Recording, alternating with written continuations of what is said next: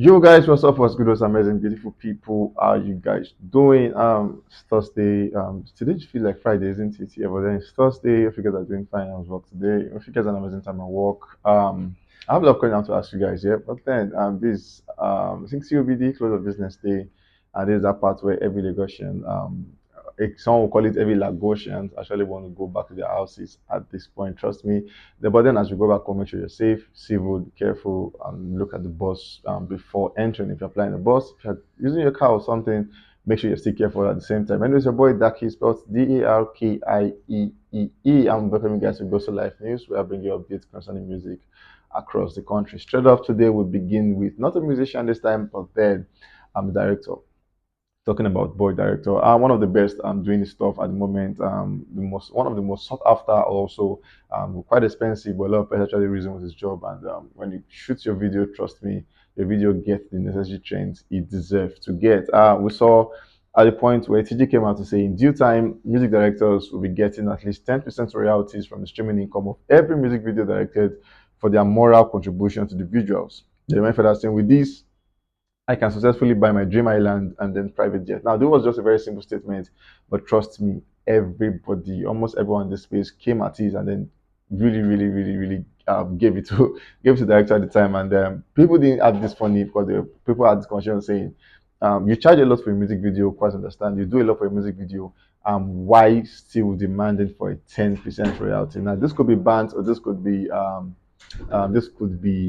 maybe not from a sincere space or something, but then he said what he said, and it could be cruise. But then people actually came for him at the time. He went for that saying, "Due time, fit be next week, shall for at the time." But then next week has come, has passed at this date, and obviously he was already catching cruise at the time. He said all of this. Moving on, we saw where one of the Wizkid fans actually instigated the conversation, saying, Director K is the new king in town. He said his creativity is always over the roof and he doesn't repeat ideas. His videos are always top notch. Now, there was just a very simple thought, and from coming from a fan saying he feels that Director K is the new king in town. For some persons, TJ Omori is the king in town, but then he's saying, in his honest opinion, that okay seems to be the new king in time. And then we saw fans coming out to say it doesn't repeat ideas. TJ Omori has been shot.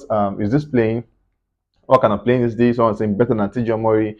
This guy is too savvy. All of this conversation actually went deep when fans started bringing TJ Omori into the picture.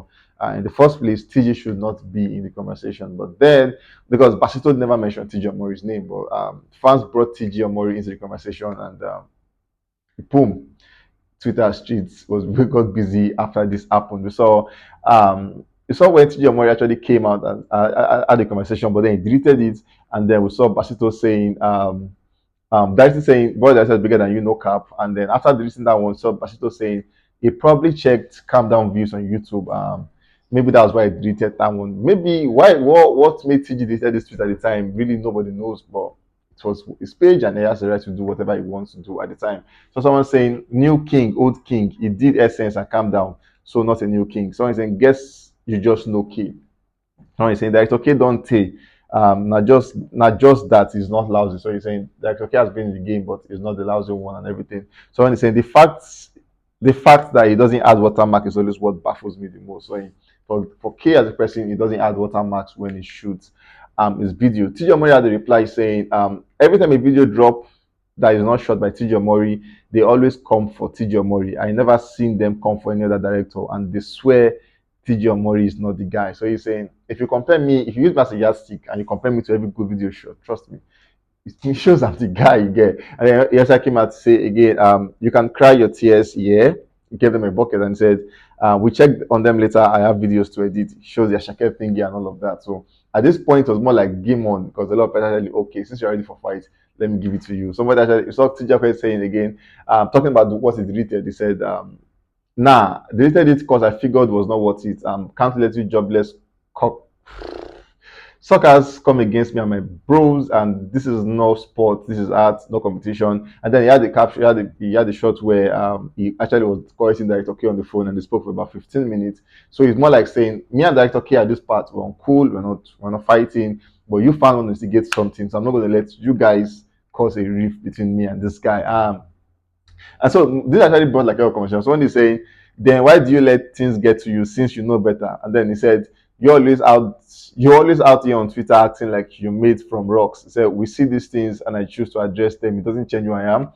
I'm writing for the readers. I mean, isn't that why I have Twitter? We're using this platform to school some lame guys. Basically, I want the, I he used some serious words there, but I chose to use guys for that one. Someone actually came out to say, stop giving audience, test not no more TG. And then he's saying, if we don't address the agenda, people will live with hate in their heart.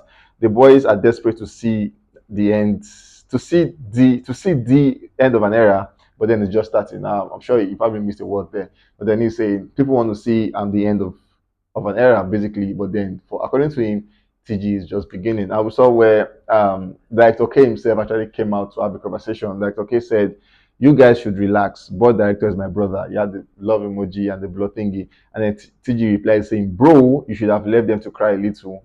I ate short tears." For TG is saying, that moment when you're all set up for a fight and you're like ready for it, so you're saying he's ready for them and you should have allowed them cry more a little. I saw TG saying, coming out to ask at the point saying, so we saw Basit actually replying, but still come out to say, can't let you jobless soccer has come between me and your brother. Yet, anytime your brother is being hyped, you throw tantrums on the timeline like a baby. Sit down and be humble. And TG replying to that, saying, I see you everywhere, every day, happily banting with all your might.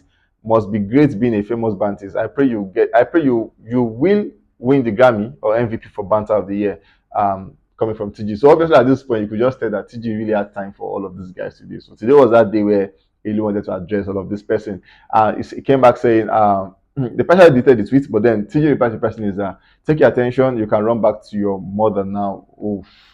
Now I'm saying, at the point where it was looking like people are no more talking again, TJ asked the question saying, any further banter, if not, see you all tomorrow. So TJ is saying, I'm ready for you guys, but then if you're done for today, we'll continue or pick up on where we stop tomorrow. Trust me, the streets of Twitter have been busy ever since this erupted. Like I'll tell you guys, a fan instigated all of this. So why should fans do all of this? Anyways, it's their time and they enjoy every bit of the conversation.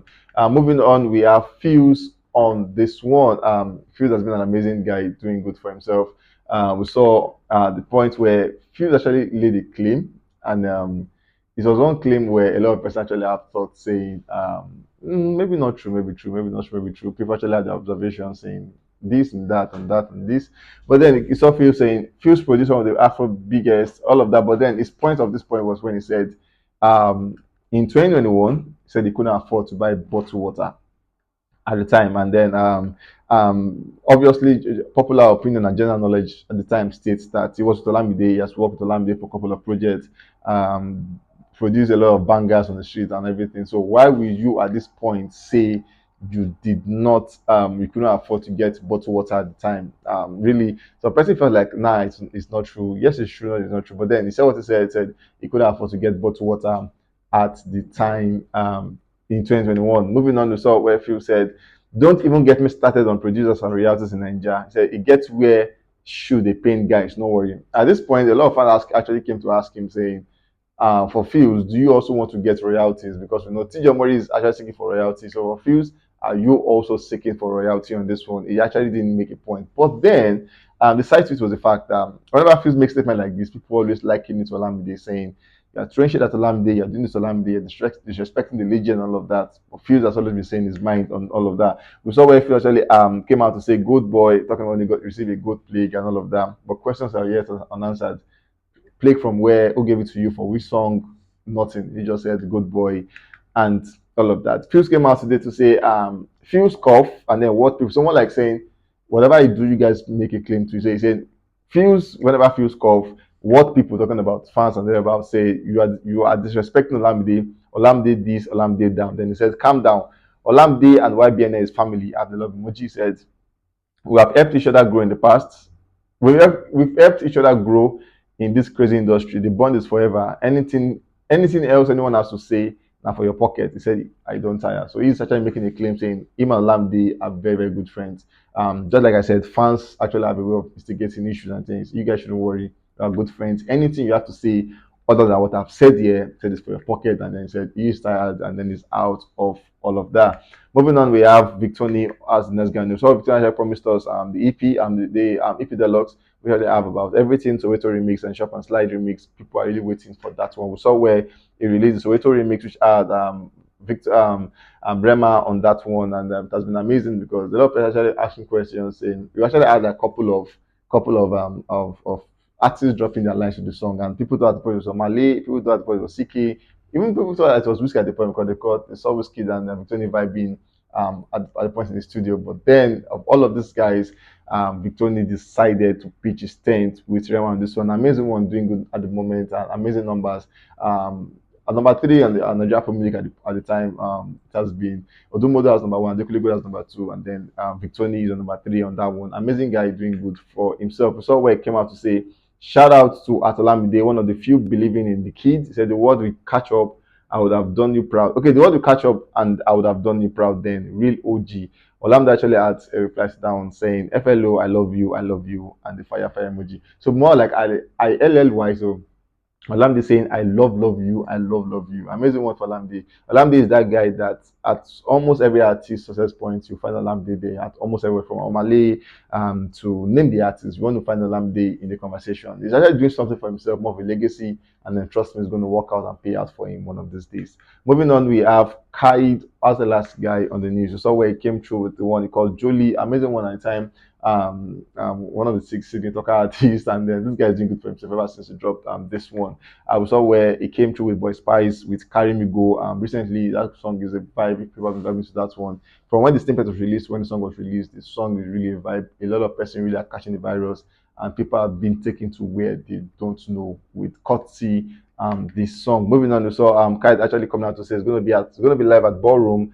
I know more of a Nigerian show. New Heaven at Otigba Junction, Enugu. And for those of you who are going to be around the location, go make sure you cash out and see what Kite has to offer you guys. 30th of March, oh, I think it's part, but then it's been amazing ever since he dropped this one. I'm sure people actually got to see that one and have an experience of Kite, what Kite will do at space. It's actually happening this evening, and if you're going to be around Enugu, please go catch that one and see what's for yourself how amazing this young guy is. So where he had an interview with Lil Durk. More of a, I think this actually got his attention because one is a young green artist. Maybe not, at the point here, you because of what he has done for himself, you might actually want to forget he's a green artist. But this guy is just a very green artist. What I dropped two amazing projects and actually topping almost all chat at the moment. And we saw where he had this a FaceTime with Lil Durk as on the story. And then the conversation was seen telling Lil Durk how he wanted to be great as Whiskey, or even greater than Whiskey. At the conversation, more like Whiskey is the yardstick, and he wants to actually beat that, beat the wants to actually beat the benchmark and actually supersede what Whiskey has done. For Kai, hopefully, with I think for the two songs he has dropped, he's actually on the right path, right path. Trust me. With Jolie, good follow up to carry go. So that's what the third one look like. If you want to beat Whiskey to the game, trust me, you have to have really amazing song to beat that. And trust me, for Kai, he has an amazing run, two good songs, two projects, two bangers, no bad song on this at the time. So let's see what come this look like for him, and then we can now see if Kai really will beat Whiskey to the game. Anyways, guys, we've come to the end of this amazing time. We can't wait to catch you guys in the very next one. Stay safe, guys. I'm not sure, but you have to be careful.